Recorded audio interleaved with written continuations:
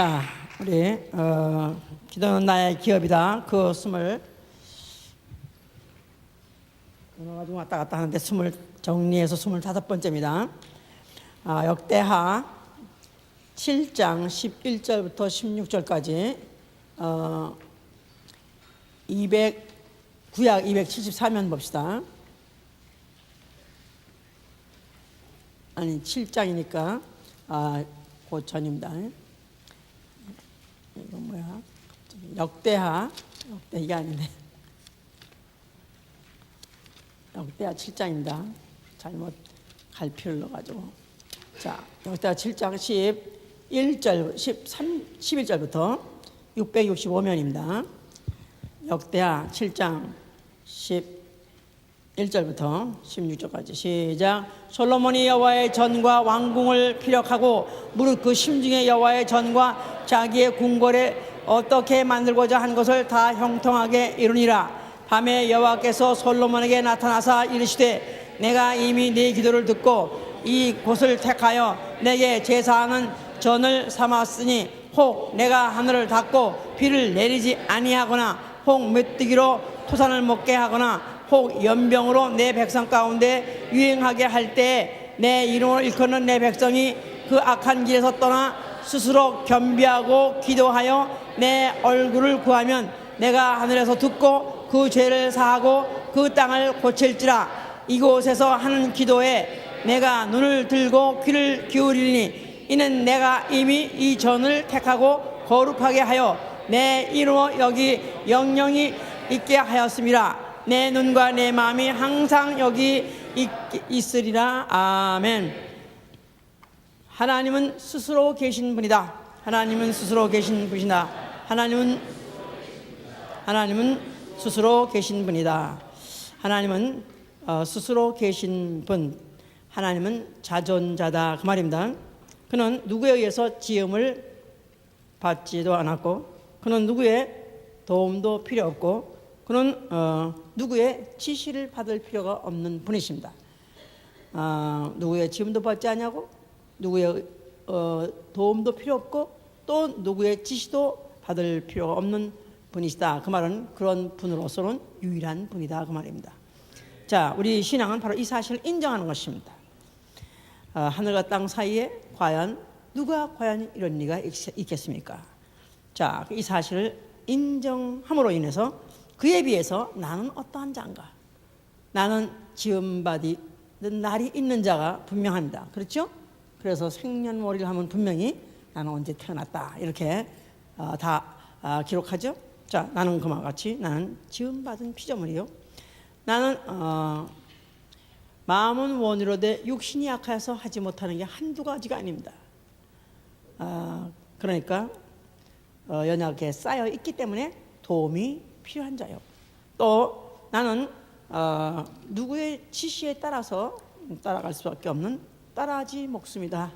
어릴 때는 부모의 지시에 따라서 따라가야 했고 또 학교 가니까 또 선생의 지시에 따라서 또 따라야 했었고 결혼하니까 또 남편의 또 지시에 따라서 아니면 또 여자가 쌤은 여자의 아내의 또 지시에 따라서 하여튼 평생 동안을 누구의 지시에 따라서 살아갈 수밖에 없는 그런 따라지 목숨이었는데 성경에 보니까 나는 그의 명령이 영생인 줄 아노라 했기 때문에 오로지 하나님의 말씀 명령에 순종하고 살 수밖에 없는 따라지 목숨이다. 그냥 그거에 그러니까 하나님하고 나 사이 하늘과 땅 사이 그 정도가 아니라 이거는 뭐라고 표현할 수 없는 그런 차이가 있는 것이죠. 그야말로 가면서 절강한다 이 말이에요. 자, 그렇기 때문에 우리의 신앙생활하는 것은 이제 어떻게 해야지 그러면 그분과 나 사이에 거리를 좁히느냐. 자, 겸손을 구하라고 스바냐 2장 3절에 그랬어요. 겸손을 구하라. 자, 그러니까 만약에 자기가 나는 피조물이요, 나는 도움이 필요한 자요, 나는 누구의 지시에 의해서 살 수밖에 없는 존재라고 인정한다면 겸손을 구하라 그 말이에요. 그래서 피조물의 원위치는 절대자의 내가 그 앞에서 겸손한 자세를 취하는 거 이게 바로 이제 우리 내 위치를 찾은 것이죠. 자, 그렇다면은 나는 정말 겸손을 이 바로 나가 있어야 될 위치라고 알았다면 어떻게 하냐면 겸비하여서 기도하라 이 말이에요. 그래서 오늘 설교 제목이 겸비하여 기도하라. 겸비하여 기도하라. 예, 자, 그러니까 어떤 한계에 부딪혔을 때, 어떤 불가항력적인 그런 한계에 부딪혔을 때, 그때 스스로 돌이켜. 당자가 그랬어요. 당자가 이제 아버지 집을 떠나가지고 지가 한번 지멋대로 제 마음대로 살아보려고 해봤지만 결국은 한계에 부딪혔습니다. 어떤 무슨 그 가뭄이 오고 또 그 다음에 가지고 나간 모든 물질을 다 탕진하고 나니까 그 다음에는 이제는 어디 가서 얻어먹을 때도 없고 빌어먹을 때도 없고 이제 하다 보니까 결국은 그가 이제 이 스스로 돌이켜 내가 아버지 집으로 돌아가리라 작정했어요. 자, 그러니까 그러면서 그가 아버지 집에 가면서 할 때 결정하기를 그 마음에 결심하기를 내 아버지 집에는 종도 풍족한 양식을 먹는데 내가 이제 아버지 집에 돌아가면 이제 내가 종의 하나같이 나는 여기를 맡겠다 결심하겠다. 나는 이제부터는 아버지 아들이라고 칭함받는 것도 나는 감당 못하니까 나는 이제는 오로지 종의 하나같이 취급해서 나는 그저 붙어서 먹고 살기만 하면 좋겠다. 겸손한 마음을 가지고 그가 아버지 집으로 향해 돌아갔더니 오히려 아버지는 그냥 그를 갖다가 쌍수를 들고 환영하고 그 다음에 그에게 이제 풍족히 먹이고 또 무슨 상상도 안 했던 그런 대우를 해주시더라. 자, 이제 이런 그런 당자 이야기도 있죠. 이제 자, 그러면 우리 성경에서 하나님이 가장 미워하고 가장 싫어하고 가장 가증히 여기는 죄가 뭔가? 살인하고 간음하고 도둑질하고 이런 것도 물론 싫어하십니다만 그보다 더 미워하고 더 가증히 여기고 더 원수같이 여기는 죄가 뭐냐면 교만입니다. 교만. 자, 교만이 뭐냐면 스스로 살 수 있다고 속은 거죠. 교만은 뭐냐? 교만이 무엇입니까? 하고 물으신다면 교만은 스스로 살 수 있다고, 즉 피조물이 스스로 살 수 있다고 속은 것, 착각한 것, 이게 바로 교만이요. 이게 바로 가장 큰 죄다 이 말이에요. 성경에서 창세기부터 시작해서 끝까지 모든 시종을 하나님은 죄를 다루고 있는데 그 죄 중에서 가장 원인적이고 가장 용서 못하는 죄가 뭐냐 하면 바로 교만입니다. 자, 불신자한테 전도를 해서 예수 믿으세요. 예수 믿고 행복하게 사세요. 복 받으세요. 그러면 나는 내 주먹 믿어 이런 사람 많지요. 또 교회 다니고 예수 믿는 사람인데요. 그럼 기도하세요. 기도하시면 또 하나님 도우세요. 이렇게 말하면 나는 바빠서 못 가느니, 나는 피곤해서 못 가느니, 또 아니면 시간이 없어 못 가느니, 또 아니면 나아가서 기도할 줄 몰라서 못 간다든가, 또 기도를 할 제목이 없다든가, 뭐 이렇게 핑계를 대는 거 있죠. 자, 이래서 불신자도 핑계를 대고 신자도 핑계를 대지만 한 가지로 결론은 다 뭐냐면 교만죄입니다. 교만죄. 자, 하나님이 결국 이 교만한 자들을 나중에 어떻게 처리하시냐면 지옥불을 준비하시고 지옥에다가 싸그리다가 갖다 집어넣고 그 다음에 자, 영영한 불, 아주 불과 용불 멋이 영영한 그 불에다 집어넣고 난 다음에 자, 과연 네가 얼만큼 스스로 살 수 있는가 견뎌봐라. 언제까지 네가 스스로 살 수 견뎌봐라. 영원히 시험해보고 영원히 견뎌보는 테스트하는 장이 어디냐 바로 지옥이다 이 말이에요. 이것은 이제 결론은 이것은 이제 그 원인이 이제 시작이 루시퍼에부터 시작했다고 우리는 다 알고 있죠. 하늘의 천사장 루시엘이 너무나 아름답게 지원받았다 그랬죠. 또 그가 천사장이란 또 아주 그 장이라는 또 직분까지 얻었어요. 자, 그러고 나니까 그는 그야말로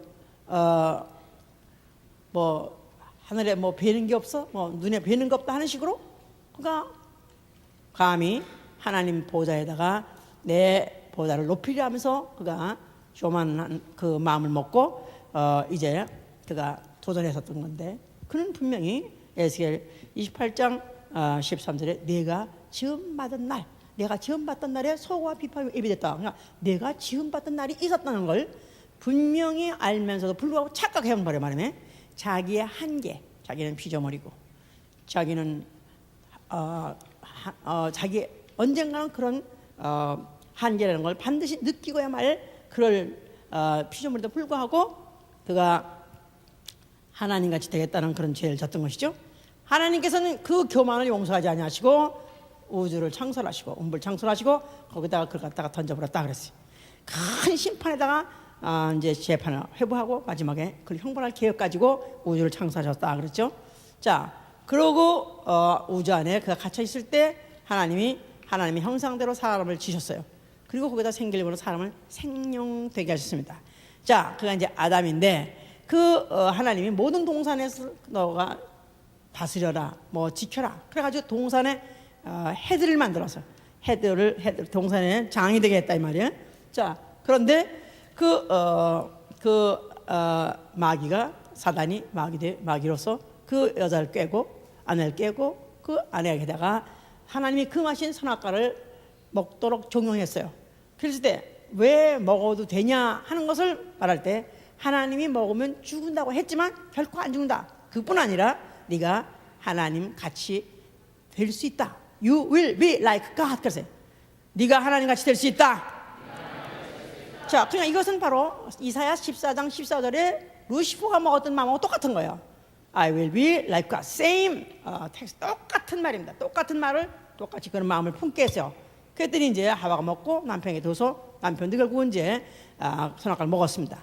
그러니까 하나님이 그 먹지 말라고 선악과를 단순히 먹었다가 아니라 그 먹었다는 그 이면에 그 이전에 무슨 마음이 있었냐면 하나님같이 되겠다는 말, 그 말에 유혹을 받았던 것이고 또 그 말에 넘어갔던 것이죠. 이제 그 안에 그런 마음이 일체 없었더라면, 전혀 없었더라면 유혹 받겠어요, 안 받겠어요? 네? 예수님한테 만약에 똑같은 그런 죄를 지라고 그렇게 유혹을 했다면 예수님이 유혹 받겠어요, 안 받겠어요? 그런 마음이 전혀 없는 이게는 유혹도 못하는 것이고 또 유혹해도 효리가 없다 이 말이에요. 근데 아담은 아직까지도 그가 그런 육체가 있는 한계 있는 영적 존재라서 그런 듣기에도 미숙하고 또 깨닫기에도 미숙한 바람에 그래서 마귀에게 속아가지고 결국은 선악과를 먹고 하나님 같이 될 수 있다는 그 말을 들은 아내 또 말을 듣고 결국 이제 선악과를 먹고 범죄한 것이죠. 이제 자, 이래서 그들은 이제 마귀와 함께 영원히 지옥 갈 수밖에 없는 존재가 되었지만 그러나 하나님께서 그 아담을 동산에 어디 숨어 있는 걸 갖다 불렀다 그랬었어요. 그랬더니 그 하와가 대답을 하기를 내가 보석숨으로 두려워서 내가 숨었나이다. 그래서 최소한도 자기의 현 주소, 자기 현재 처지, 자기는 현재 두려워하고 있고 자기는 현재 죄를 졌고 이런 거 갖다가 그냥 고백했을 때 하나님께서는 그 겸손하게 고백하고 자기의 정체를 밝힌 거에 대해서 하나님은 그걸 갖다 인정해 줘서 그래서 그 다음에 이제 그걸 내쫓을 때는 가지고 무화과 옷을 헤입어서 덮었었는데 그거를 벗기고 무화과 가죽옷을 입히셨다 그랬었어요. 그러니까 무화과 입히란 것은 아담이 고안한 옷이고 디자인한 옷이고 그걸 뺏기고 그 다음에 가죽옷을 입힌 것은 하나님이 디자인하시고 하나님 만드신 옷이에요. 무화과 옷이라는 것은 인간이 스스로 인간의 인간이 스스로 자기를 구원하려는 그런 자구책이었고 그걸 뺏겨버리고 그거 가지고는 안 된다. 내가 너를 입히리라. 내가 너를 도와주리라. 그래서 이제 가죽옷을 입혀서 내보냈던 것 자체가 하나님이 앞으로 인류를 어떻게 이제 처리하실 거에 대한 어떤 예시가 거기 이제 담겨 있는 것이죠. 이제 자, 하나님이 이제 그 하나님 백성이라고 정한 이스라엘을 애굽에 종살이 하게 하셨었다 그랬어요. 그랬을 때 이제 모세를 보내가지고 그 애굽에서 이제 극적으로 출애굽하게 하셨습니다. 그럴 때 그들에게 약속한 땅은 뭐냐면 젖과 꿀이 흐르는 가나안 땅이에요. 젖과 꿀이 흐르는 땅.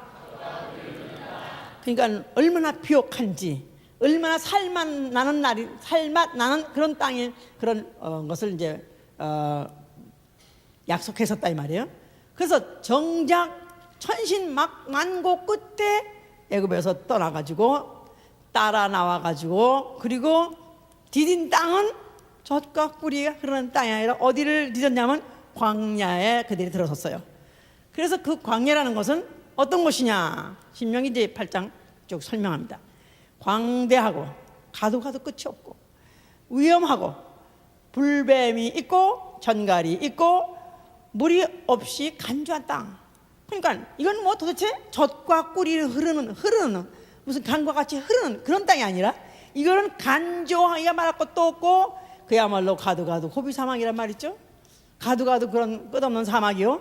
거기다가 또 위험은 도처에서 도사리고 있기를 불뱀이 없나 전갈이 없나 그러면서 물이 없는 그런 간조한 땅, 그런 땅에 그들을 갖다가 몰아넣었습니다.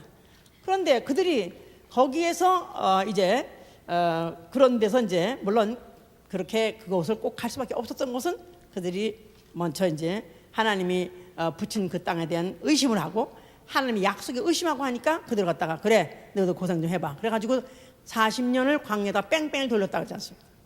그래서 가던 데를 또 가고 가던 데를 또 가고. 그런데 사막이기 때문에 그냥 한번 바람 불고 나면 길이 싹 없어지고, 그러니까 그저 가던 데를 또 가도 모르는 거라.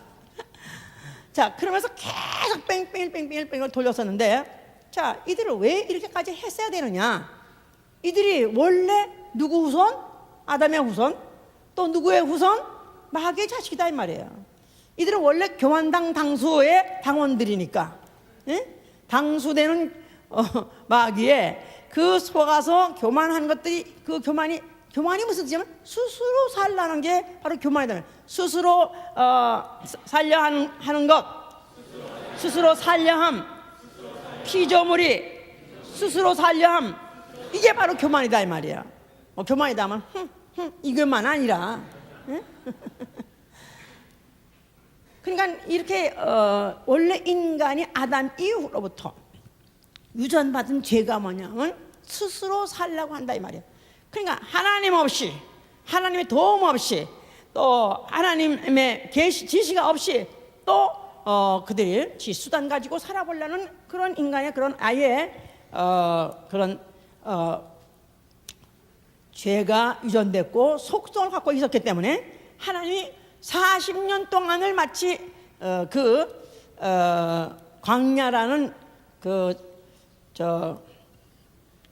무엇이요? 빨래통 있지, 빨래통에 넣고 들들들들들들들 돌리는 거야. 빨아내는 거. 그러면 40년 동안에 아니 아무것도 없이 없어. 그래도 일용할 양식만 주셨습니다. 만나는 주셨어요.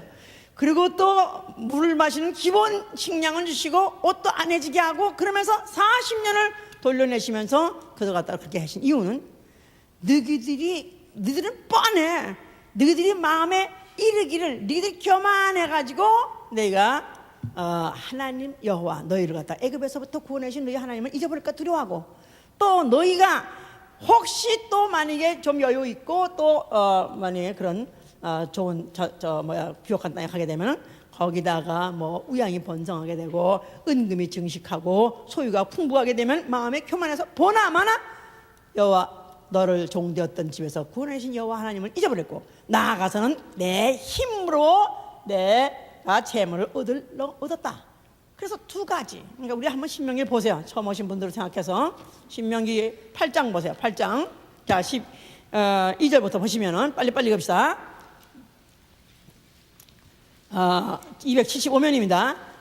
내가 먹어서 배불리고 아름다운 집을 짓고 거하게 되며 또 내 우양이 번성하며 내 은금이 증식이 되면 내 소유가 다 풍부하게 될 때 두렵건대 내 마음이 교만하여 내 하나님 여호와를 잊어버릴까 하노라. 여호와는 너를 애굽 땅 종되었던 집에서 이끌어내시고 너를 인도하여 그 광대하고 위험한 광야 곧 불뱀과 전갈이 있고 물이 없는 관자한 땅을 지나게 하셨으며 또 너를 위하여 물을 굳은 반석에서 내셨으며 내 열조도 알지 못하던 만나를 광야에서 내게 먹이셨나니 이는 다 너를 낮추시며 너를 시험하사 마침내 내게 복을 주려 하시면느라. 또 두렵건대 내가 내 마음에 이르기를 내 능과 내 손의 힘으로 내가 이 재물을 얻었다 할까 하노라. 내 하나님 여호와를 기억하라. 그가 내게 재물 얻을 능을 주셨습니다. 자, 하나님한테 무서운 거 있어요 없어요?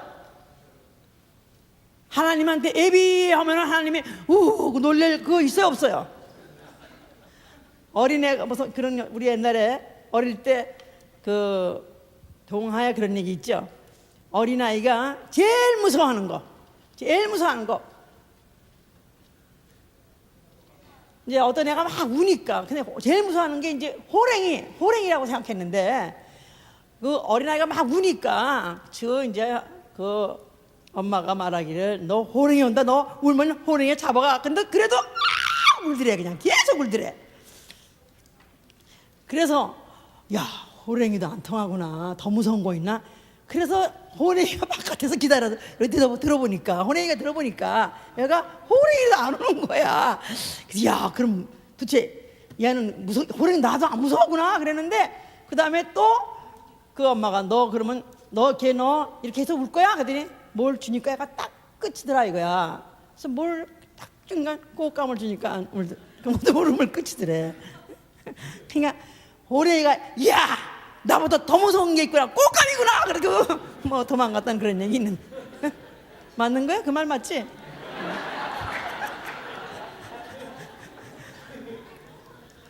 하나님이 와 진짜 무서워하는 거 하나님이 하나님 두려운 게 어디 있습니까? 근데 두 번이나 내가 두렵건대 그것은 내가 정말로 니들이 이러면 안 되는데 나 정말 이러면 나 정말 너무 싫어하고 나는 재앙을 쏟지 않고 나는 저주를 붙지 않으면 못 견디는데 너희들이 이것만큼은 죄를 지지 마라 이 죄만큼은 지지 마라 이것만큼 하지 마라. 그래서 교만한 걸 두려워한단 말이에요. 인간이 두려워한 것은. 자 그래서 정말 이렇게 해서 하나님이 그들 갖다가 40년 동안 그 교만을 갖다 씻어내고 빨아내려고 40년 돌리면서 드디어 낮추고 빨가가지고 겨우 일용할 양식 만나나 먹여가면서 그렇게 해서 마침내 낮춰가지고 드디어 너에게 복 주려 하심이라. 하나님이 애당초 이스라엘 백성을 뽑은 이유는 복 주려 하시는 것입니다만은 그러나 하나님 마음 놓고 줄 수 없고 마음 놓고 축복할 수 없는 이유는 너희들은 조금만 등도 없고 배부르면 벌써 이 근성이 올라가지고 벌써 이미 이거는 스스로 살려고 하지 않나 아니면 내가 스스로 힘써서 이렇게 됐지 이렇게 이제 마음을 먹는 것이었던 것이다 이 말이에요. 자 이것을 하나님께서 그렇게 낮추시고 그래서 그 교만하지 않도록 하셨었다는 그 과거를 기억하게 하기 위해서 뭐를 만들라 하셨다? 성소를 만든 것이다. 성소에는 뭐가 있어요? 성소에는 만나를 담은 항아리를 두게 하셨다 이 말이죠. 40년 동안에 겨우겨우 만나를 내게 먹이시면서까지 너희로 하여금 교만하지 않게 하나님 이외에는 자존한 스스로 살 리가 아무도 없느니라 하는 것을 가리키신 것을 그들에게 조상 대대로 후손 대대로 그들로 하여금 기억하게 하려고 하신 장치가 바로 기억하게 하고 또 전수하게 하려던 장치가 바로 성전이다 그 말입니다. 이제. 그런데 이제 그들은 그럼에도 불구하고 그저 조금만 하면 원망하고 불평하고 다른 신을 섬기고 다른 이제 그런 신에다가 절을 하고 그랬죠. 그래서 이제 그들에게 목이 고든 백성 몸을 흐물흐물 하는데도 목만 이렇게 고든 게 누구죠? 그 뱀이죠. 그래 독사의 자식들아 그래서 그렇게 정죄했던 것이 결국 다 그게 거기서 교만을 말하는 것이죠. 자 그러니까 그래서 이제 이 솔로몬이 성전을 지었어요. 그 성전 안에는 아까 뭐가 있다고 그랬죠? 만나 담은 항아리가 있다고 하지 않았습니까? 자 그래서니까 그 성전의 핵심이 뭐냐?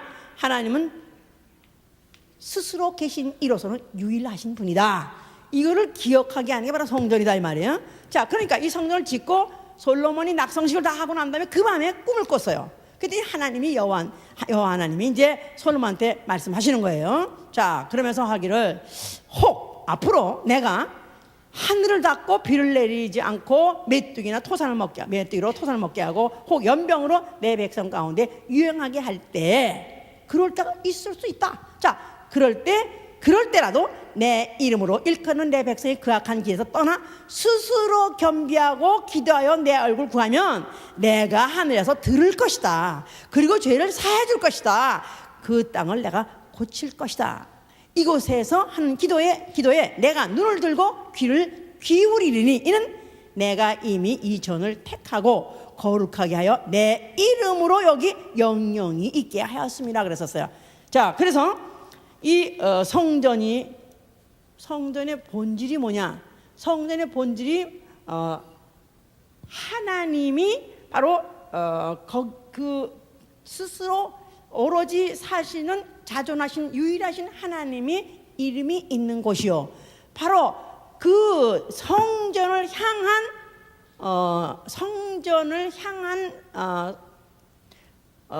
백성들의 마음은 어때야 되냐면 겸비하여, 자기 스스로가 겸손하여 스스로 살 것을 포기하고 그리고 기도하게 하는 바로 그런 목적으로 바로 지어진 바로 건물이 바로 성전이다 그 말이에요. 자, 그런데 이스라엘 이 백성 자체가 목이 곧은 백성이요.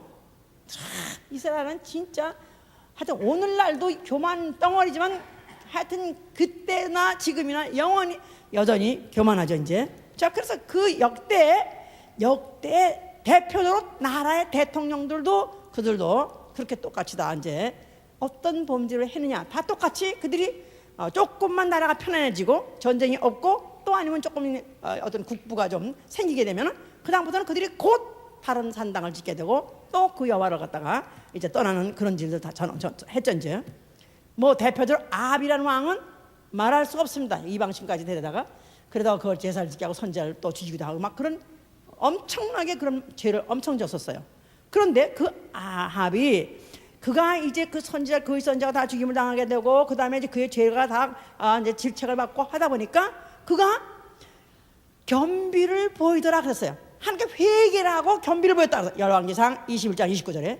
그랬더니 하나님이 그 못된 죄인 중에서 아마 구약시대에 대표적으로 나쁜 나라 왕 나쁜 임금 뽑으라 그러면 아마 대표적인 그런 임금 같은 그런 데도 불구하고 그가 겸비를 보임으로 하나님 뭐랬냐면 내가 재앙을 내리되 너희 시대는 안 내리겠다. 네 자손 시대에다가 내가 내리겠다. 그래서 아합 왕은 그렇게 죄를 못할 죄를 짓고도 그가 겸비하여서 하나님 앞에 겸손하게 그가 무릎 꿇고 회개하니까 그 다음에 자기 시대에는 그 재앙이 내리지 않았다고 했었어요. 그뿐이 아니라 열왕기하 22장 19절 20절에도 요시야 왕이라고 있는데 그도 똑같은 죄를 범합니다. 하여튼 그 이스라엘의 모든 모든 왕뿐이 아니라 백성의 모든 죄는 뭐냐면 다른 신을 섬기고 다른 재물, 다른 이런 선지자의 말을 듣고 이런 하나님을 떠나는 여호와를 버리는 바로 그런 죄를 졌다 이 말이야. 그런데 그가 겸비하여서 옷을 찢고 통곡하였더니 하나님께서 내가 네 말을 들었으므로 내가 너를 평안히 네 열죄묘에 네가 가서 열죄 묘실에 네가 가서 누울 것이고 내가 너에겐 재앙을 내리지 않겠다.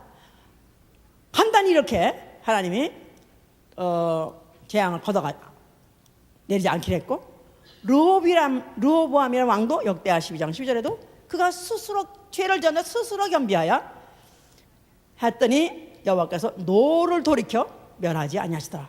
또 므낫세도 역대하 33장 11절 13절에도 그가 또 똑같은 죄를 저질렀어요. 그래가지고 쇠사슬로 착고에 채워가지고 그가 바벨론으로 끌려갔어요.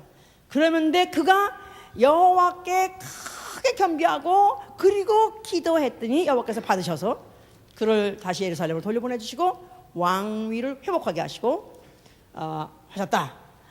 또 무슨 다니엘 아시죠? 다니엘도 그가 스스로 겸비하여 결심하던 첫날부터 하나님께서 그 말을 들으셨다.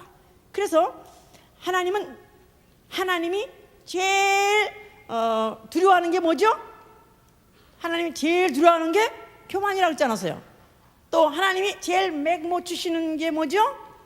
하나님이 그만 보면 맥을 못 주셔. 뭐죠? 겸비다 이 말이야. 에? 겸비하게 겸손하게 하나님 앞에 무릎 꿇고 하나님 앞에 살려달라고 애걸 먹고 그러면 또 하나님은 또 볶는 녹듯이 또 우리 어머니하고 똑같아. 우리 친정어머니 우리 동생 하여튼 뭐 우리가 다 어떻게 알아? 걔가 잘못했는지 나쁜 인지 다 우리한테 얘기해요. 그놈이 이렇게 했고 저렇게 했고 이렇게 해가지고 그렇게 속을 새겨서 그렇게 됐단다. 그러면 우리는 노발 우리 어머니의 화난 거야. 몇 값을 화를 내가면서 그놈을 죽여야 된다, 내쫓아야 된다고 난리를 치고 그런데 또 돈도 주지 말아야 된다. 막 근데 또 어느 틈엔가 또 다 문제 어머니 해놓고 난 다음에 또 없던 양하고 또 멀쩡했어. 아니 얼마 전에 그 단대 쫓아도 얘가 왜 또 집에 있느냐? 얘가 어떻게 해서 또 다시 빵가나 들어간 놈이 나왔느냐? 술 처먹고 어디 두드려 패고 그래가지고 어디 들어갔던 놈이 나왔냐? 그러면 얘 지가 잘못했다고 비는데 어떡하니?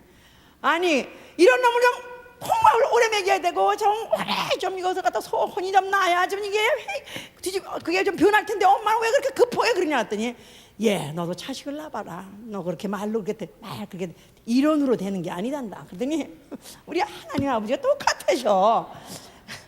하여튼 제 교만당 당수는 하여튼 못 참으셔서 죄를 선고하셨다가도 그래다가도 또 겸비하게 돌아오기만 하면 그리고 또 기도하기만 하면 곧 또 재앙을 내리지 않더라. 하나님의 약점 뭐죠? 우리는 하나님의 약점을 알았어, 그지? 응? 이거 중요한 거야. 이거 상대방의 약점을 잘 알아야지 우리가. 그런데 이 시드기야라는 왕은 그가 악행을 저질렀는데도 선지자가 타일르고 제사장이 타일러도 듣지 않았다고 썼어요. 그가 절대로 겸비하지 않았다. 끝까지 그러다가 결국은 느부갓네살 결국은 왕이 당하고 예루살렘에 불이 나고서 포로로 끌려가지고 그야말로 비참한 인생을 마지막 맞겠죠. 그러니까 성경이 주는 교훈이 뭐냐? 하나님만이 스스로 사시는 분이요, 피조물은 하나님 이외에는 과연 내가 어떻게 주를 떠나서 살 수가 있겠습니까? 나는 주 없이는 살 수 없습니다. 그리고 가서 고백하고 그 앞에 가서 눌러붙고 그냥 눌러붙어가지고 그냥 살려달라고 하는 거, 그것밖에는 방법이 없는 거죠. 이제 자, 이런 성전의 내력이 있는 이 성전 앞에 예수가 나타나셨어요. 자, 그가 성전을 향해서 뭐라고 말씀하셨어요? 자, 그러니까 이 성전을 헐어버려라. 자, 그 말은 이제부터는 네가 멋대로 맘대로 언제 맘대로 스스로 살아라, 그런 뜻이 아니죠. 내가 이제 대표로, 내가 이제는 조상들이 지었던 모든 그 교만, 그 죄를 내가 그 죄를 스스로 내가 죄값을 갚겠다. 그래서 그가 인자되어 오셔다. 하나님 아들이 인자되어 오시다. 말씀이 육신이 되어 하나님이 사람으로 오시다. 하나님이 인자로 오시다. 하나님이 피조물 같이 오시다. 하나님이 종같이 오시다. 그러니까 빌립보 2장의 예수가 누구시냐면 그는 원래 하나님의 본체시요, 하나님과 동등하신 분, 하나님과 같은 레벨, 같은 수준의 하나님과 한 분이시다 이 말이에요. 그런데 그가 자기를 비고 자기를 낮추어. 빌립보 2장 보세요. 빌립보 2장.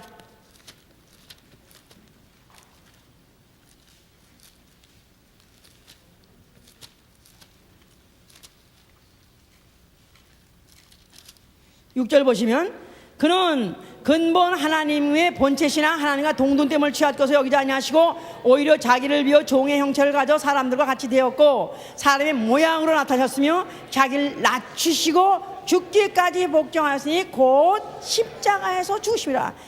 자기를 비우고 자기를 낮추시되 종의 형체를 가지고 사람같이 되었고 십자가에서 죄인같이 죽는 데까지 한없이 자기를 낮추시려고 오셨기 때문에 자기 스스로를 인자. 자, 그러면서 그가 하신 말씀이 나는 자유로 하는 게 아무것도 없다. 나는 내가 온 것도 내 자유로운 것이 아니오, 아버지 보냄받아 온 것이오. 내가 말하는 것도 자유로 말하는 거 아무것도 없고 오로지 아버지가 내게 들은 말, 알려준 말을 나는 말하는 것이고 내가 한 모든 것들은 나는 자유로 하는 것이 아무것도 없다. 앞으로 내가 죽을 것 자체도 나는 이것도 내가 자유로운 것이라 아버지께 받은 계명 가지고 나는 그 계명대로 죽을 것이다. 그래서 그야말로 가장 겸손한 형체로, 그가 가장 겸손한 그런 형체로 죽으실 때 그는 모든 것들이 스스로 하는 것이 없다. 오로지 나는 아버지에 의해서 나는 보냄받아서 아버지의 말을 하고 아버지가 일한다. 그래서 철저하게 자기를 갖다 그렇게 낮추셔서 스스로 자기를 인자라고 말씀하셨어요. 인자. 자, 그러니까 인자란 말은 사람으로 오셨기 때문에 사람같이 태어나서 사람 같은 감각을 갖고 있다 이 말이에요. 몸으로 사람이랑 같이 감각을 갖고 있어요. 그가 비록 하나님 아들 하나님이시라 할지라도 전능하신 능력이 있는 이라 할지라도 인간의 육체와 똑같은 감각을 갖고 있는 분이에요. 그러니까 안 먹으면은 안 잡수시면은 시장하고, 또 그가 너무너무 피곤하게 그렇게 종일토록 그가 사역을 하시게 되면 그가 너무나도 피곤하셔가지고 하다못해 그 노도 풍랑 부는 그 출렁이는 바다에서 그 배에서도 주무실 정도로 그렇게 피곤하신 분, 육체에 똑같은 감각 갖고 있는 분입니다. 그래서 그는 육체에 이런 인간이 느낄 수 있는 그 한계를 똑같이 느끼는 분이시다 이 말이에요. 나는 40일 금식했더니 하나도 안 고프더만 어째서 누구들은 배고프다 그러냐. 오직 시장하셨으면 마귀도 알아채고 그걸 갖다가 유혹했느냐 이 말이에요. 또 나아가서는 얼마나 또 시장하시면 또 아직도 때도 안 된 무화과 나무에 가서 혹시 때도 안 된 때 혹시 열매라도 있을까요? 그래서 그걸 꼭 열매를 구하시던 분이기도 하시다 이 말이에요. 그냥 똑같이 피곤하시고 똑같이 그가 고나시고 하신 분인데, 그가 그 육체의 감각, 육체의 한계를 아시기 때문에, 그래서 그는 그 한계를 돌파하고 그 한계를 이기려고 그는 새벽 미명부터 기도하신 것이다 이 말이에요. 그가 새벽 오히려 미명에 아직도 전혀 해가 뜨지 않았을 그때부터 시작을 해서 한적한 곳을 찾아 나아가서 기도하시더라. 또 밤중에서도 그가 밤이 맞도록 그가 기도하시더라. 또 어떤 때는 중간에 가다 길에 가서도 또 기도하시더라. 그래서 그의 모든 사역의 그 하루의 그 과정의 사역 중에서 기도라는 부분이 예수님한테 상당히 많은 부분을 차지한다 이 말이에요. 아니 그는 누구시냐 하면 하나님이시오. 그의 원래 본질이 말씀이 육신인데요, 하나님 영인데, 영적 그분은 영이신데, 육체로도 영이 말씀이 육신으로, 영이 육신으로, 그 본질이 영이면 모든 걸 다 초월할 수 있는데도 불구하고 하나님이 아들을 보내실 때, 인자로 사람을 보냈을 때 그 감각까지도 배제하고 오로지 하나님 그대로 하나님의 초월성을 가져온 게 아니라 인간이 느끼는 똑같은 그런 한계, 그런 감각을 그가 가지고 오셨는데, 그러나 그것을 그가 마치 안 느낀 사람같이 없는 것까지 새벽 미명부터 기도하시고 종일토록 설교하시고 종일토록 그가 걸어다니시고 종일토록 또 병자 고치시고 밤이 맞도록 기도하시고 초인간적인 그런 모든 사역을 3년 동안에 했었던 모든 것들이 그 근원이 어디서 나왔냐면, 모든 시간에 그가 기도로서 시작하고 또 밤에도 늦게까지 기도하시고 기도로 했기 때문에, 그와 같이 그 기도하실 때 바로 하나님이 들으셨기 때문에 그렇다 이 말이야. 하나님이 그 기도를 들으셨다 이 말이야. 그러니까 그가 왜 기도했냐면, 그가 육체에 계실 때, 육체에 계시면 육체라는 한계의 감각을 갖고 있을 때 그는 기도하기를 끝이 않았던 것은 마침내 자기를 죽음에서 능히 건지실 이에게 그가 눈물과 통곡으로 간과 소원을 아뢰었기 때문에 그의 경외하심을 따라서 들으심을 얻었느니라. 그의 경외하심을 따라 들으심을 얻었느니라. 그가 경외하다 그 말은 아버지를 경외하다, 즉 그 자기 자신을 겸손하게 겸비하게 그가 자기 자신의 한계를 알고 그리고 기도하고 그리고 겸손하게 또 그리고 기도했더니 아버지께서는 그의 겸비하심을 보시고 그리고 그의 기도를 들어주셨다 그랬어요. 그래서 그는 마지막에 이제 겟세마네 동산에서 마지막 기도할 때도 그가 심히 고민하여서 내가 죽게 되었다. 그러면서 이제 내가 기도할 때 너희들도 같이 기도를 해라. 그러면서 예수께서 그가 심히 고민하고 범인하기까지 했다 그랬을 때 그 십자가의 수치와 십자가의 그 고통이 얼마나 큰 걸 아시기 때문에, 그래서 그것을 능히 감당하기 위해서 그는 기도를 하지 않고는 그가 할 수 없고, 동일한 기도를, 똑같은 기도를 한 시간씩 3번을 하지 않고는 그가 그를 감당할 수 없었기 때문에 그 기도를 마치신 다음엔 드디어 이제 됐다, 자고 쉬라, 자 이제 가자. 그래서 그는 드디어 이제 죽음 앞에 나간 것이다 이 말이에요. 그러니까 예수님은 그래서 이른 아침부터 시작해서 그의 공생에 마치는 마지막 순간까지 그가 끝까지 놓치지 않은 게 뭐냐, 기도줄이다 이 말이에요. 기도줄. 자, 그 기도줄의 말은 바로 그가 다는 자기의 본질, 자기의 한계를 아는 자로서, 약점을 가진 이로서 바로 그 육체의 연약함을, 도움이 필요하고 또 자기가 자기에게 죽음이 다가오고 있다는 이 한계를 그는 능히 극복하기 위해서, 능히 그가 감당하기 위해서는 그런 그와 같이 기도로서 해서 드디어 감당하신 분이시다. 그래서 그가 드디어 죽으시면서 다 이뤘다 하신 것이죠. 그래서 그가 아버지의 계명대로 그가 죽으심으로 그가 아버지께서 이제 이렇게 내가 이렇게 목숨을 내놓는 것을 기뻐하시는 것은, 내가 이것을 하더라도 이거는 이때까지 모든 것들은 다 자의로 내가 하지 않는다 했는데, 내가 이제 자의로 내 목숨을 버린다, 그렇게 말하세요. 요한복음 10장 10절에는 그것은 이미 기도를 하시고 이제는 그 기도의 결과는 아버지가 책임질 것에는 확신을 갖고 있었기 때문에 이제는 내가 얼마든 목숨을 버려도 된다.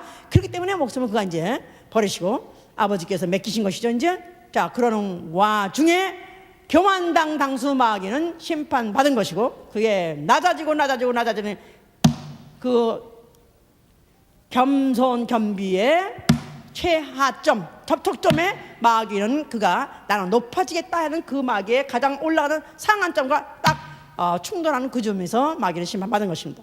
그리고 그는 바로 인간에 위해서 그 목숨을 대성물로 내서, 대성물. 그러니까 인간은 피조물이에요. 피조물인데 피조물에게 자기 목숨을 대성물 준다는 말은 인간보다도 더 낮은 위치로 하락했다는 뜻입니다. 양하고 인간하고 누가 높으죠? 사람이 높죠. 근데 예수는 자기가 양같이 죽었다는 말은, 짐승같이 죽었다는 말은 인간보다도 더 낮은 자리로 자기를 그야말로 그 신분을 추락시켰어요. 아버지께서 이를 가장 낮은 자리에서 그를 갖다가 지극히 높여 예수의 이름을 그에게 기업을 주신 것입니다. 할렐루야. 그래서 그는 부활하시고 하늘 보좌에 앉아서 지금 가장 높은 모든 피조물 그 위에 가장 높은 보좌에 앉아 계십니다. 할렐루야. 그가 이제 성령을 보내셨어요. 성령, 예수의 이름. 자, 예수의 이름을 성령으로 성령은 예수의 이름을 가지고 오셨습니다. 자, 그래서 이제 이 예수의 이름을 소유한 사람, 성령의 증거되는 복음을 받아서 예수의 이름을 영접한 사람은 이제 기업을 받았어요. 기업. 무슨 기업? 겸비해서 얻은 기업. 예수의 이름은 겸비해서 얻은 기업이다. 그러니까 겸손한 자, 즉 죄인이기 때문에, 나는 죄인이었기 때문에, 나는 죄인이 회개해서 얻은 기업이기 때문에 겸비하여 얻은 기업이에요. 무슨 말인지 알아들었었어요? 자, 나에게 예수의 이름이 기업이다. 예수의 이름은 나의 기업이다. 이것은 겸비해서 얻은 기업이다 이 말이에요. 자, 그러면서 이제 또한 겸손한 자가 받은 기업이다 이 말이에요. 겸손한 자가 받은 기업. 겸손한 자가 받은 기업이란 말은 내 한계를 아는 사람이다 이 말이에요. 나는 지음받은 적이 있는 피조물이요. 거기다가 나는 연약한 자, 나는 육체라는 연약한 이런 한계를 갖고 있는 자. 나는 어느 정도 연약하냐면 나는 마치 토기같이, 아니면 질그릇같이. 그 나는 그 박스에 이삿짐 갈 때 이렇게 유리컵 이렇게 그려놓고 깨진 표시해 놓은 게 프레자일이거든요. 이거는 취급을 조심해서 하십시오. 이 안에 깨지는 그릇이 들어있습니다. 이렇게 이제 그런 박스가 있어요. 그럼 이삿짐 센터도 다른 건 이렇게 던지다가도 이거는 그렇게 하면 안 되지. 그래서 살살 해가지고 탁 놓는다 이 말이야. 그러니까 마치 나를 생각할 때 나는 누구냐? 프레자일. 나는 건드리면 툭 건드리면 나는 쓰러지면 나는 깨지는 자요. 나는 부러지는 자요. 그냥 대가 텅겨텐데 다 일어나는 무슨 그 이런 거 이제 플라스틱 뭘로 돼 있는데 뭐 던지면 무슨 인형 있어? 어? 도토리? 어떻게?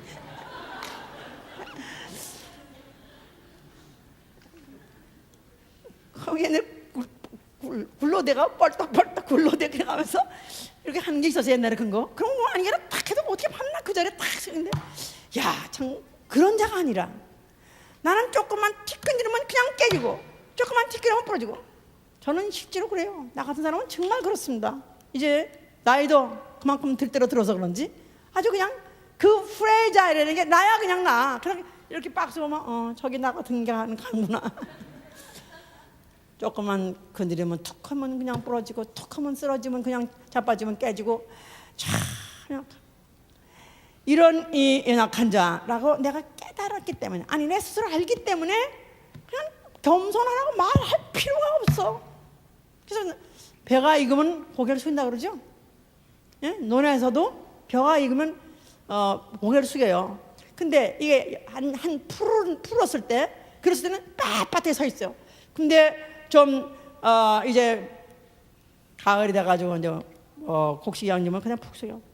그냥 역시 인간이라는 게 육체가 나이가 먹어보다 보니까 역시 자기 한계를 가면 갈수록 느끼다 보니까 이제는 정말 막 교만할 거리가 없어. 이제는 옛날에는 그래도 그런 나름대로 한국 사람끼리는 그런 대로 예쁘다는 소리를 들었었는데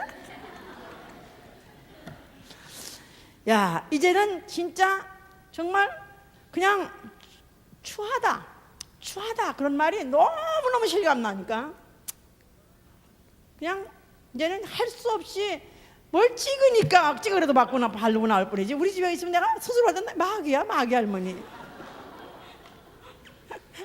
마귀라 말하면 싫지만 하여튼 예? 그냥 머리도 그냥 감고 가서 이렇게 있으면서 교인들을 보면 좀 미안하고 좀 미안해요. 우리 목사님이 그래도 항상 쌩쌩하고 좀 이쁘고 그러면은 그래도 참 우리 목사님 말이야 잘 안 계시는데 집에 가면 안 일세. 그러니까 가면 갈수록 아무것도 자랑할 것도 없고 아무것도 내세울 것도 없고 아무것도 믿을 것도 없고 내 스스로를 너무 못 믿겠으니까 겸손해질 수밖에 없죠. 그런데도 늙어도 또 교만한 사람이 있다고. 그래도 그 주제에 그래도 또 교만한 사람이 있어. 그냥 그래도 오늘까지 그래도 난 내 양심껏 이렇게 살았으니까 또 하나님 봐주시겠지. 그러니까 완전히 박살나버리고 완전히 다 작살나버리고 그리고 내 스스로가 나는 약하고 나는 아무것도 할 수 없고 아무것도 될 수 없다. 할 게 뭡니까? 그러니까 나는 겸비하여 기도할 수밖에 없다 이 말이에요. 할렐루야. 그냥 기도야말로 바로 겸비 자체다 이 말이에요. 바로 기도 그러니까 겸비 만든 뭐죠? 겸비 만든 뭐야? 교만 아니에요. 교만. 그러면 기도를 안 한다. 그거 자체가 교만이다 이 말이야. 피조물에 가장 용서할 수 없는 죄, 피조물이 스스로 살 수 있다고 착각하는 죄, 교만. 이건 용서 못합니다. 그리스도인 중에서 아직도 용서하지 못하고 하나님이 아직도 재앙을 내릴 수밖에 없는 거. 아까 그죠? 내가 혹 하늘에서 비를 내리지 않고 또 내가 무슨 메뚜기로 네 모든 소산을 먹게 하고 네가 죽자고 수고했는데 그냥 말짱 헛가돼 버리는 거. 농사를 1년 내내 지었더니 메뚜기가 다 먹어버렸어. 나는 기껏해서 몇 년 동안 수고해서 뭐 무슨 기회를 들었더니 날라가 기회주가 도망가 버렸어. 또 내가 무슨 뭐 해가지고 무슨 공장을 만들어서 사업체를 만들었더니 풀이 나버렸어. 그러니까 이렇게 해서 내가 될 줄 알았더니 내가 결국은 무로 돌아가는 이유는 결국은 내가 너를 이렇게 네가 네 스스로 마음에 내가 나 스스로 살 수 있다, 나는 하나님 도움 없이 살 수 있다, 그런 마음을 네가 혹 가진 마음이 조금이라도 보인다면은 내가 두렵건대 내 마음에 이르기를 내가 내 스스로 이 일을 해서 내 능으로 내 손으로 내가 재물을 벌었느니라. 내가 내 손으로 해서 이 일을 내가 성취하느라. 만약 그렇게 네가 마음 먹고 내가 두려워한다. 그러니까 하나님이 워리하고 걱정하고 두려워하는 것은 그런 마음 자체를 먹는 걸 두려웠기 때문에 그렇다면 내가 붙이겠다 이거야. 그래서 하늘을 닫아버리고 비를 내리지 않고 아니면 연병으로 쳐서라도 너희를 갖다 유행하게 할 것이다. 그렇더라도 실망하지 말라는 거랍니다. 아무리 내가 계획한 대로 안 되고 또 아니면 하늘이 닫혀버린 바람에 깜깜절벽, 이제는 아무 정말 살 소망도 없고 힘도 없고 자신도 없고 이제는 아주 하늘을 봐도 깜깜이고 내가 땅을 봐도 깜깜이고 어디를 봐도 뚫고 나갈 수 있는 힘이 없다고 절망적이라 할지라도 절망할 필요 없다는 것입니다. 내 이름이 있는 곳, 내 이름이 있는 이 곳에서 너희가 스스로 겸비하고 기도하면은 내가 네 죄를 사해 주리라. 내 죄를 사해 주리라. 무슨 죄입니까? 스스로 살렸던 죄, 교만한 죄, 이거를 사해 주겠다는 것입니다. 그리고 기도할 때 내가 이 땅을 고쳐주리라. 너희 문제를 다 해결해 주리라 그런 것입니다. 할렐루야. 육체에 있는 동안에 해보자. 나 육체인 동안에 내가 어떻게 해야 내가 끝까지 나는 생존할 수 있고 내가 이 믿음을 가지고 끝까지 내가 믿음으로 살고 믿음으로 내가 끝까지 성공할 수 있냐면, 내 모든 믿음의 소스는 육체에 있는 것이 아니고 오로지 내 한계를 스스로 자백하고 스스로 인정하고 내가 겸비하고 그에게 기도하는 것이다 이 말이야. 할렐루야. 그래서 마태복음 5장 3절에 그러지 않습니까? 마음이 가난한 자는 복이 있나니 천국이 저희 것입니다. 마음이 가난한 자는 복이 있나니. 마음이 가난하다는 말, 그 푸토코스라는 그 헬라 말이 뭐냐면 전혀 없다. 그러니까 물질이 어느 정도 있다가 아니라 약간 있다가 약간은 있지만 너무 많이 없다가 아니라 전혀 없다. 마치 광야에 이스라엘 백성같이 전혀 살 방법이 없는, 전혀 살 구멍이 없는 이런 상태가 바로 푸토코스예요. 마음이 가난한 자, 오로지 하나님의 도움이 없이는 전혀 살 가능성, 살 기력, 살 소말, 살 능력이 전혀 없는 자, 오로지 자기 스스로를 자기 정체를 자기가 정확하게 파악하고 겸비하여서 바로 그에게 그것으로 도움을 받고 그것으로 채우려 하는 자가 이미 천국을 소유했다는 것입니다. 할렐루야. 그래서 나는 정말 이제부터 내 목숨이 끝나는 마지막 순간까지 내가 어떤 상황이 또 현상이 어떻게 돌아가는 그런 것에 우리는 이런 감각에 전혀 구애받지 않냐고, 나는 내 목의 숨이 끝나는 마지막 순간까지 기도하지 않고는 하루를 시작하지 않으리라. 기도하지 않고는 모든 것을 나는 아예 시작도 하지 않으리라. 헌신도 그렇습니다. 헌신하느라고 다른 사람들, 세상 사람들이 안 하는 고민하고 있습니다. 아니, 세상 교인들이 별로 하지 않고 있는 다른 교회 교인들은 별로 결혼하려는 고민들 하고 있습니다. 어떻게 하면 영혼을 또 봉헌해야 하며, 어떻게 하면 물질을 또 어떻게 되면 또 객출해서 또 우리 또 내야 되며, 또 어떻게 하면 또 무슨 타란을 잘하며 여러 가지 고민들 하고 있습니다. 이 모든 것들을 다 우리를 낮추시고 우리로 하여금 우리의 한계를 고백하게 하고 그리고 겸비하게 하시고 그리고 기도함으로 인해서 하나님이 나를 도와주시고 하나님이 나를 고치시는 그런 것을 우리 모두로 체험하게 하는 것이다 이 말이야. 할렐루야. 하나님이 가장 싫어하고 가장 미워하는 자가 누구냐면 스스로 나를 살려 하는 자. 하나님이 가장 미워하고 가장 싫어하고 영원히 보기 싫어하는 자가 누구냐면 기도하지 않는 자. 바로 이게 교만죄입니다. 핑계, 이래서 못하고 저래서 이런 핑계가 하나님 앞에 통하지 않아요. 하나님 앞에는 정말 겸손한 자, 겸손한 새벽 미명부터 내 정체를 아는 사람은 새벽부터 그 앞에 무릎 꿇는 것입니다. 나는 피곤해서 못해요. 교만해서 못하는 것입니다.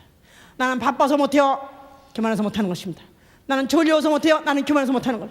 나는 몸이 아파서 못해요. 교만해서 못하는 것입니다. 나는 아직까지도 믿음이 없어서 못해. 그것도 교만한 것입니다. 하나님 앞에 정말로 겸손한 자세를 찾으시고 다시 한번 우리가 기도로서 시작할 수 있도록 하시길 위해서 축원합니다. 정말 이렇게 듣고도 만약에 이렇게 듣고도 또 기도를 하지 않고 그리고도 요행으로만 지나간다면 이 교만죄는 반드시 정죄받을 것입니다. 반드시 심판받을 것입니다. 앞으로 하늘 문이 그 앞에는 열리지 않습니다.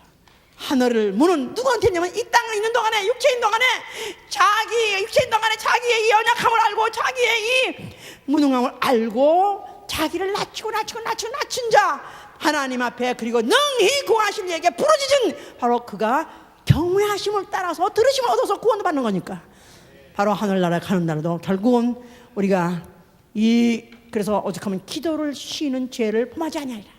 기도를 하지 않는 것을 죄라고까지 표현한 것이 이게 바로 원죄를 말하는 거예요. 기도하지 않는 죄는 원죄적 범죄다.